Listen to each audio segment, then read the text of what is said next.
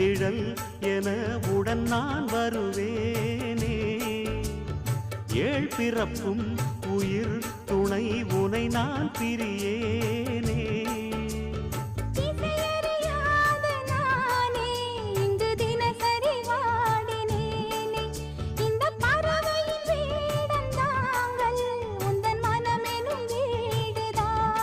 நீண்ட காலம் நேர்ந்த சோகம் நீங்கி போக நானும் தீண்ட யோகம் விளங்கிட பூமிக்கு ஒரு வாரம் என்று எண்ணி இருந்தேன்.